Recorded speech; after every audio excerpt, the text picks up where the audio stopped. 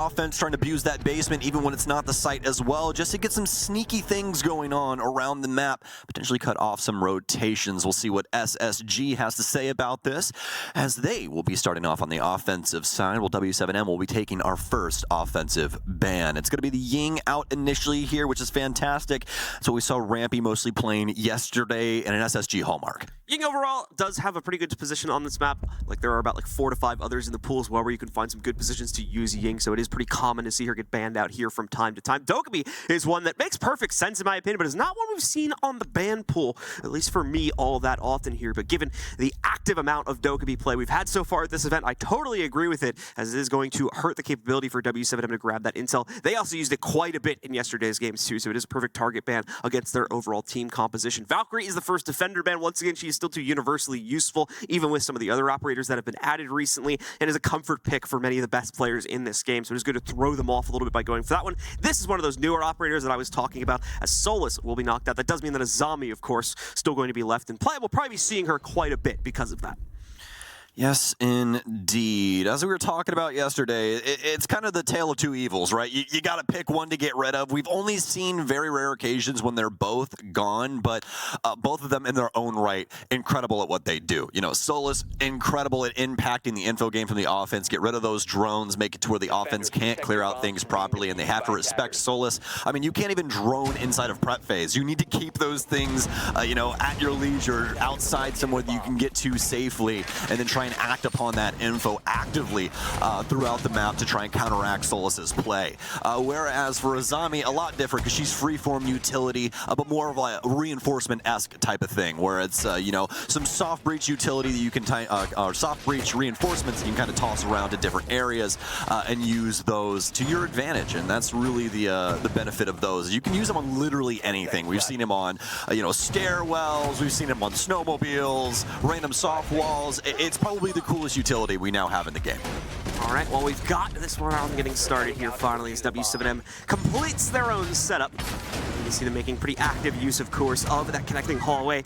Only one of the walls being reinforced, of course, so they can play behind the mirror window and possibly get some cheeky peeks off against the billiards hop-in, but the usual extensions being deployed aside from that up to areas like library and the other usual spots here. SSG will begin things quite slowly, as they'll need to drone this all out and suss the best position to begin pressuring the interior of the map. Looking like that's going to start over here towards library, where Hertz and a few of the other members of W7M are going to get tested. Hertz, of course, expecting him to step into the plate pretty much immediately if his performance from yesterday is anything to be echoed through here. Had a 9-4 entry rating in yesterday's series, so we'll see how close to that he can come in today's game. I love a good old SSG offensive lineup. Do you see the amount of utility that they are bringing? It's the whole ship. It's a gunship on the offense right now. This is ridiculous. I mean, we got the Capitao, the air jabs to the flank, Flores as well, and honestly, this is such a smart setup, because they can use all of this utility to counteract Azami as well as these castle barricades, and honestly, we might start seeing a lot more lineups like this throughout the tournament, just because how important the defensive setup has been.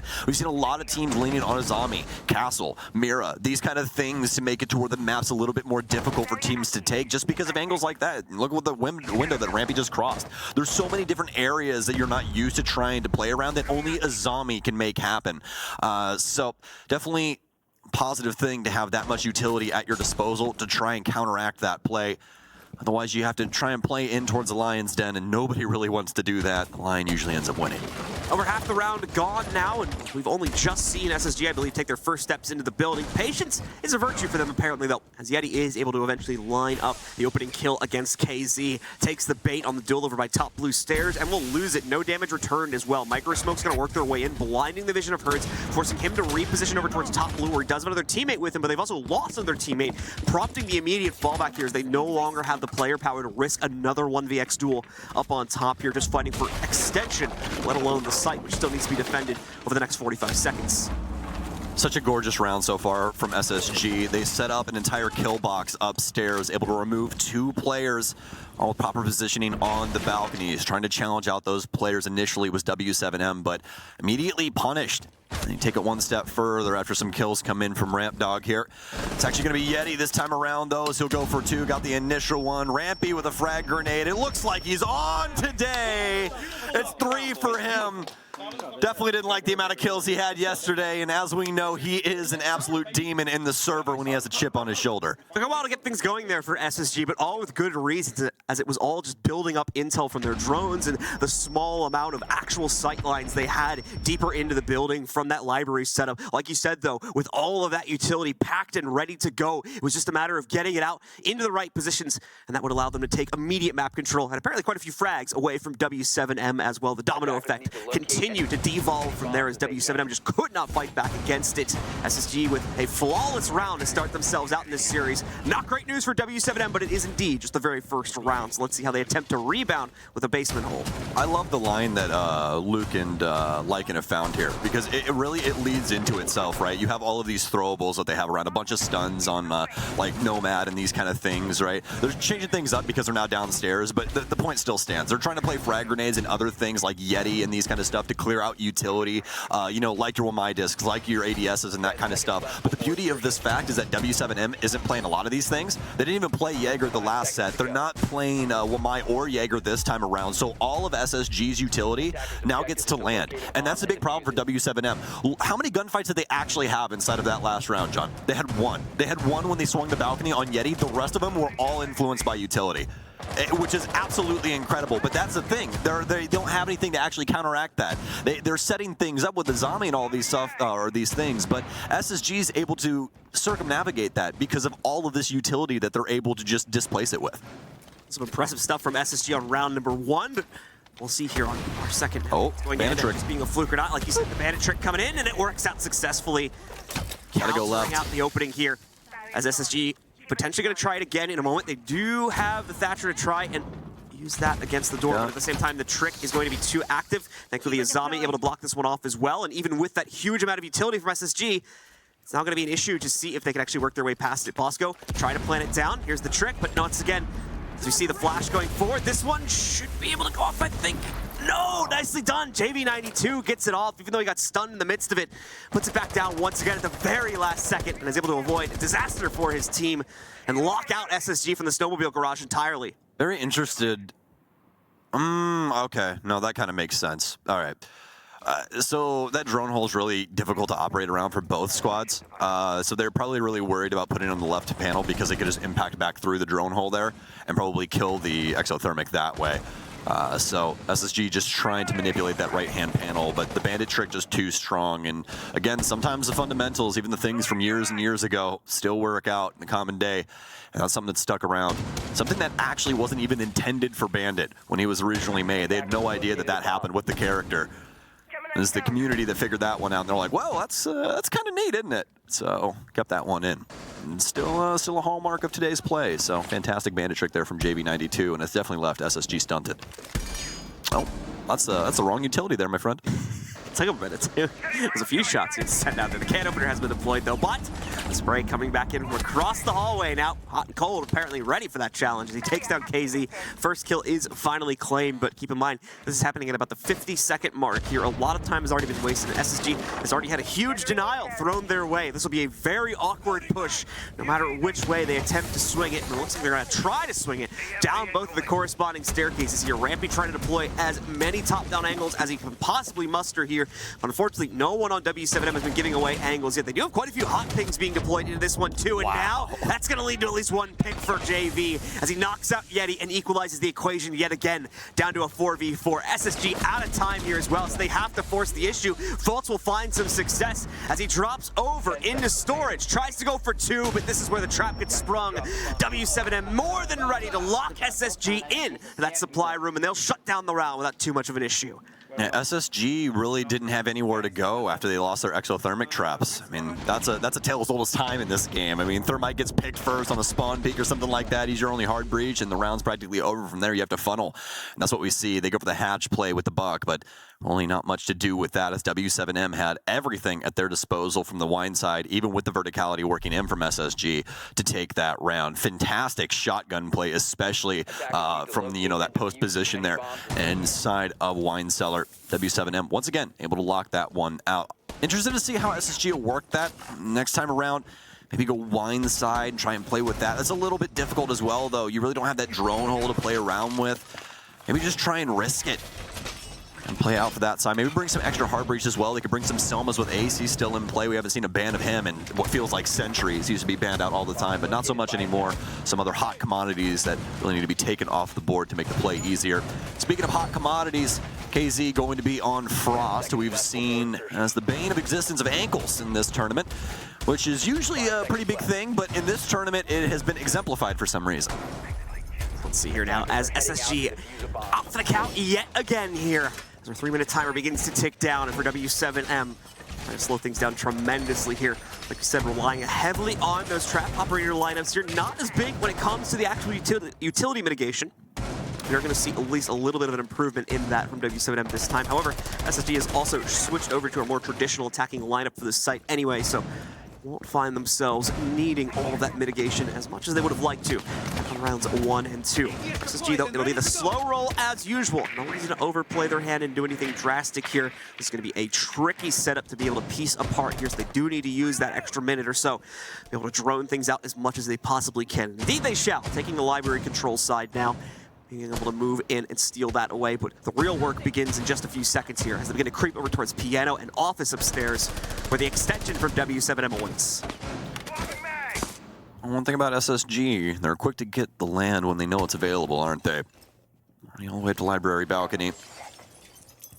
As we know, and as we've seen throughout these last 2 rounds, they will play this down to the wire as an entire squad. If they're going to make a decision, it's going to be like a hive mind. Everything's going on at once. You're not going to have somebody just straggling, skippering off into sight and going to die to a random peak.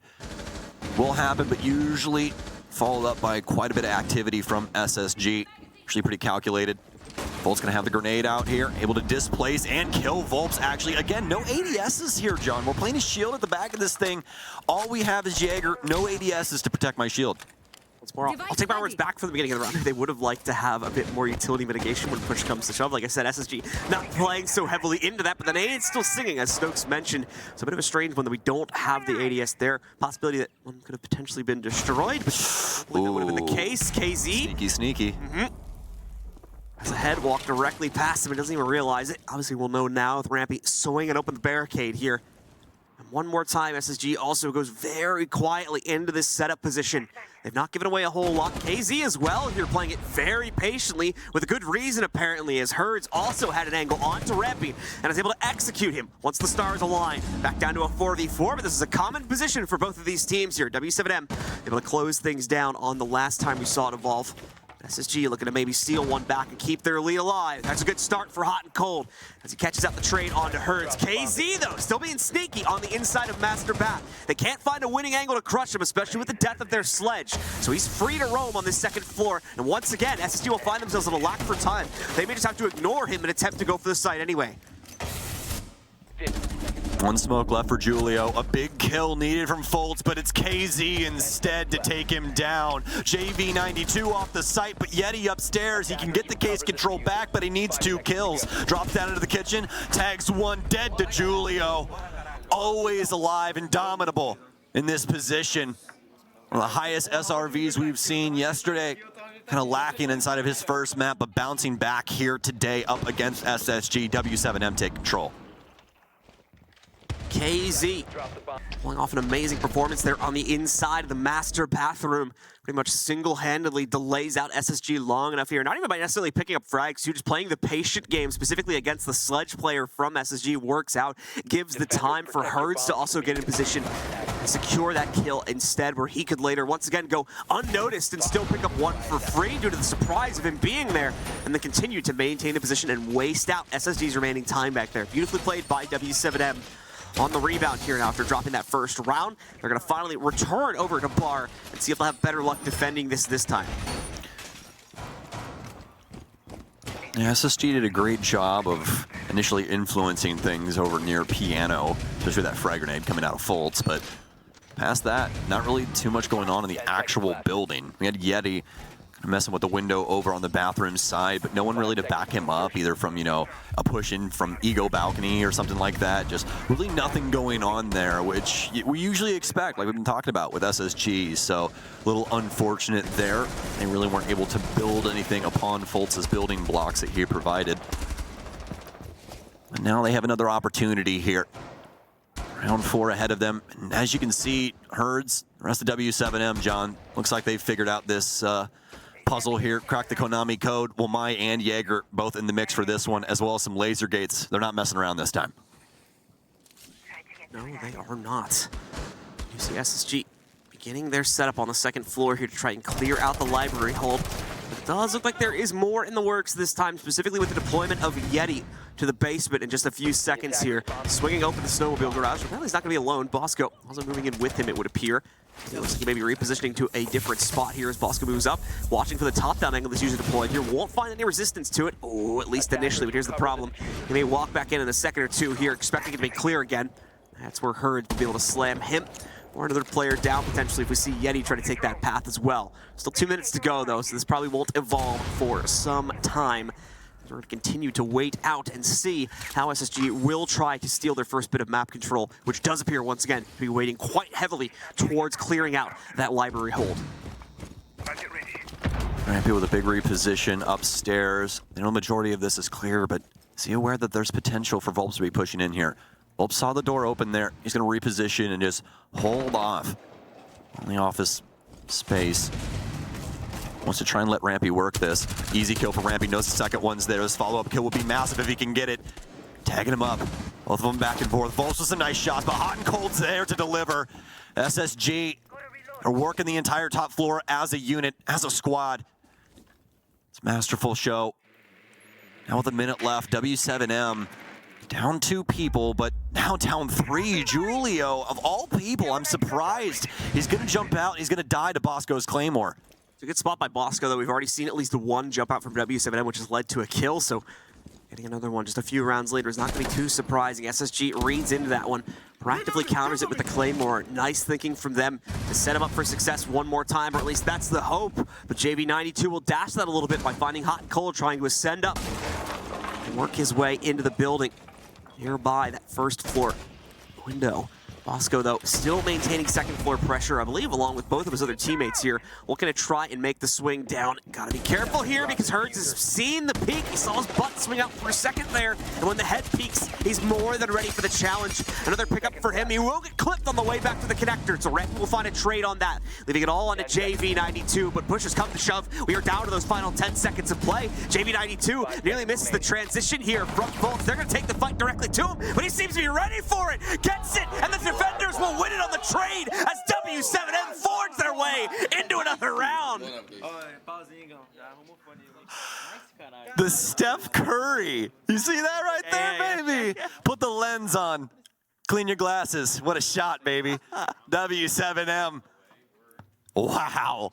Incredible from JV92. Yeah, I'd take a tack timeout too, and I'd have to think about that. JV92, man, just full committing to the fight there. He knew he was going to get double peaked at some point, and he was ready for it every step of the way, firing out that Mark 14 at every pre-fire position he could think of. And thankfully, that final one sings a beautiful song just as he goes down as well to trade out his opponent and win it on the default rules for a 1v1 trade. Can we talk about Sledge for a second there? The balls on this man to just try and run into Fireplace with a pistol. He didn't even reload on the way, John. He had time to reload. He's like, nah, I'm taking it with the pistol. And he lost.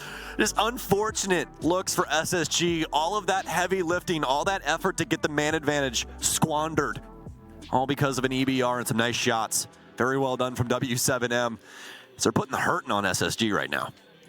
Indeed, it's prompted, obviously you guys have noticed it, but the tactical pause having gone through here for SSG. I think more than anything, just needing to kind of reset for a second here, like it, of course, giving some great input, but SSG probably a little bit rattled after that one, as it looked like they should have been able to control the situation only for those downstairs anchors. Not really anchors, but just the downstairs hold players to be able to change the fate of W7M in the final moments of that round there. Nicely done for our Latin American squad in this matchup here.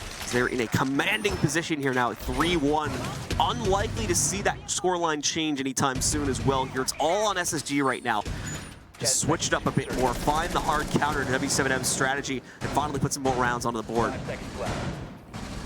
Into the round we go now, and W7M's confidence building on this map. Fun fact actually about this map group as well that we've gotten here, this map pool. A little fun tidbit from our friend Fresh. This is actually 3 of the top 5 maps that W7M play.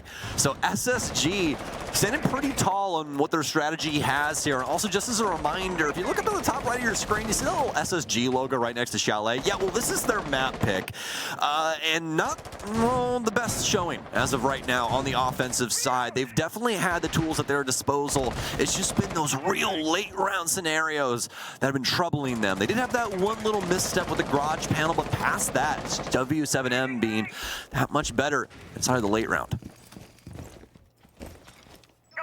So with W7M feeling nice and confident about their defensive lineup here, SSG is going to change some things up with regards to their operator lineup. And he has brought the Nook in play once again. Bosco attempted to bring back the ace, however, he has already met his fate, attempting to play things out over here by the trench doorway. Gets found out, more likely could have been on rappel there as well. Gets beaten out by the window and is knocked down here to once again give the opening advantage over to the W7M roster and remove the hard breach from the players on SSG as well. Oh, okay, Z. The intelligence on this man knows no bounds. He gets the impact off as he goes down, and practically a Marty Domine that you get to toss there. Takes out Yeti, and that's really the opener that they needed. That's going to put SSG into a very awkward missed position the knife there. once again. Well, unfortunate there in blue. Ended Get up a few more of those. So yeah, well, that's the beauty of that op as well, right? You get so many of those knives. we'll be able to throw that down in just a second here. Herds still wandering over here inside of library. SSG does seem to have an idea that there's someone in the area, as you can see once again, Rampy going for the. I don't know if they'll. I don't think he knows. He thinks someone's in here for sure, and yes, that adjustment though. He will get it, Rampy. Nicely played there, able to figure out the lurking player from W7M. Herds will not get away with the sneaky beaky this time, as he ends up going down. You were right about the 6th sense on him. He felt something there. Didn't know exactly where it was going to come from, but he certainly had an inkling as to where the player from W7M might be hiding out towards us. There's that common hold area, of course, is not a common spot inside of the specific library room. Away from that though, time gets low and the nade rolls in. Volps cannot move from that position either. He was hoping it wasn't going to be enough damage to down him, but it rolls just towards him in the nick of time. Once again, W7M down a player, but also once again, the time is low, and you can see JB92 with a direct counter angle on the Warden as well, so he has the counter to the flash, not necessarily to the frag grenade, so does have to respect that. Gives Hot and Cold at least in a position to start planting, but he will not be able to finish it. KZ comes in with that second Pokeball, and they bully their way back into controlling this site, maintaining the control and maintaining this lead now at 4-1. Once again, W7M with the clutch gene. Don't even need comms for that, John. Just, hey, let's go. And they just perfectly coordinate this play. Their peaks, everything. Fantastic manipulation of the stairs position there as well from JB92. You saw that re-peek onto Yana. Knew that they were more than likely coming back up the stairwell. Fantastic from them. W7M in full control. SSG drowning right now. They can't even swim. Have bricks for feet. Sinking to the bottom of the ocean. W7M defensively right now, just what prowess on this map. You don't expect this when you come into Chalet, that, you know, we're looking down the barrel of round 6. You're like, okay, the defense might actually have 5 rounds. That is just astronomical. Not expected. It's looking very, very plausible, though, given the way that these rounds have played out. W7M look unstoppable, just their capability to waste out time. Some of that is by design from SSG, of course. They love to play things down in the final few seconds, but maybe wanting to rethink that here for the final round. Problem is, it's probably a little bit too late for them to have such a drastic strategy change, and I doubt they're even potentially considering it as a symptom of their own play style here. So we're likely expect more of the same from SSG on this round. However, Fultz immediately going to end up getting caught out here yet again, as the snowmobile garage was left soft. Apparently, Fultz does not realize it as he approaches it, so it gets clipped off Along the way, KZ, of course, nearly taken down as well, but he wins the fight yet again. There was that big improvement we were looking for in his personal regard. Wasn't always there in yesterday's matchup, despite it being a victory, but today, he's here to play, and we're still seeing the prowess of other members of this team, like Volps, like Herds as well, and it's creating a real problem for SSG, not only in the early round, but fighting for the site in the late round, too. Now, they look so solid in that first round, but now W7M, they've found themselves, and SSG have been recoiling ever since. It doesn't really feel like they've ever really had control, right? There's kind of the passenger in this vehicle as W7M is quickly sending us to map 2. Remember the frag grenade in towards the top of blue, but it'll land on deaf ears. Easy, and the rest, not really home. He's going to be all the way downstairs, actually, on that low HP bar. SSG doing what we've seen them do for the majority of this map. Take their time with this first minute and a half, looking to see if they can kind of poke and prod around the map, maybe get somebody on a cross or something along those lines. It'd be a huge boon for them as of right now. Be a great equalizer. And unfortunately, Yeti, his first Rotero drone, is going to miss the mark. Looking for the top of blue, but that shield too far away, so it's going to blow up on nothing. Still a very slow wind-up from SSG, as we've come to expect over the course of this half. Do they have the intel built up appropriately, though? We haven't gotten a good idea as to where the drones have been able to lurk in towards Herds. More than ready for this challenge around the corner, but does give a little bit of respect over to the SSG members as the challenge works its way through. No damage connecting as the spray is just a tad too early. SSG will be able to take the mantle on that corner. Pushing it further than that, this is where the problems have started to arise here, is working their way past these pain points. Our W7M is more than ready for the challenge. Throughout the course of this half, and once again, you can see that lurk from W7M waiting down in the wings. Potential for problems for SSG to come later on in the round once they commit themselves to piano or somewhere deeper in this site. I think it's going to be a huge issue. You can see Fultz isn't on a camera, so that means that there's more than likely nobody looking at it, but JV92 is going to get the first kill, so he still doesn't have to move. Volts can just still sit downstairs and wait for the proper moment, and it's coming quickly. KZ is going to go down. Yeti with a little bit of damage onto him. Some stuns in for Bosco, and here comes Volps up the stairwell. Herds now down as well. Steps up. Bosco with the plant. They have the cross, but Volps is in bad position. He has the nitro to stop this, though. It might get 2 if he's there in time, and it will. That's going to be the round, as Yeti is the only one left alive. But where is he? There he is. He's up here inside a piano. He's going to try and bear down on a location of Julio. It's not going to work out. W7M, and most importantly, Volps with a huge play. This patience knows no bounds in Garage. A near flawless half from W7M is the way we start things out here on Chalet. 5-1, defensive-sided as well, is the scoreline here as W7M give us a impressive, to say the least, performance inside of the first few rounds of play. SSG, of course, giving us a very odd route throughout the course of this half here. They give us a literal flawless round on round number 1, and then are unable to pick up a single one past that point for various reasons, whether it's the tricky nature of W7M's members inside of the early round, constantly trapping SSG players or just shutting them down within the first 10 seconds of the round. Had quite a bit of variance there, Roam game, and it was a problem for SSG to try to lock that down. And even in the site execute as well, W7M had beautiful setups, more than ready to try and trigger aggression when they knew there was a potential weak point that could be abused in SSG's attack as well. So just constantly firing out on all cylinders, and SSG just not ready for that constant pressure that was being thrown at them from the defensive side, it seems. Well, W7M not liking that lineup at all for this site.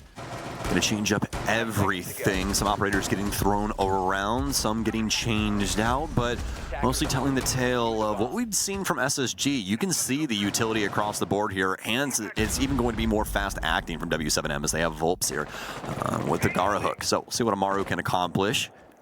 Might have the shotgun as a primary as well. You never know nowadays, as some people actually prefer that. He's got the SMG 11 out.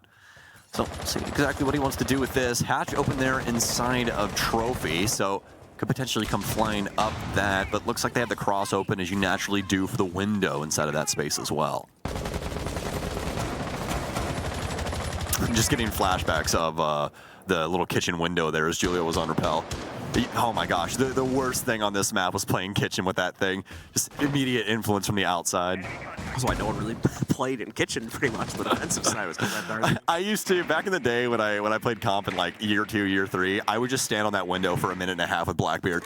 I swear to God, I was the worst person. Well, Ascension getting primed and ready to go here for Volps. course, didn't even mention the Amaru pickup. We've been seeing quite a few Amaru plays, if I recall. Oh, shotgun. W7M specifically, and indeed, yeah, shotgun pickup here as well from Volps. This is a great counter to the rotations that are going to have to come through here. Herds as well, striking true on the entry yet again. A second one to follow that one up too. Is Yeti going to expect Volps as he works his way down the stairs? He certainly assumes there's something here, as he probably heard the Gara hook, or at least heard it in the distance, but now he doesn't even have the courage to try and dash down the stairs in the first place here. So the plan just goes through. Once again, a beautifully composed execute here from W7M. They get the plant down without really any resistance whatsoever, and it's all fallen to Rampy once the other players have gone down.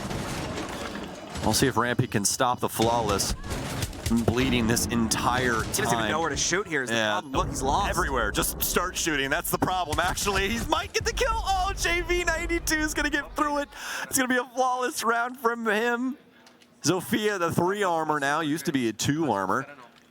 Able to tank a little bit more bullet to the chest there.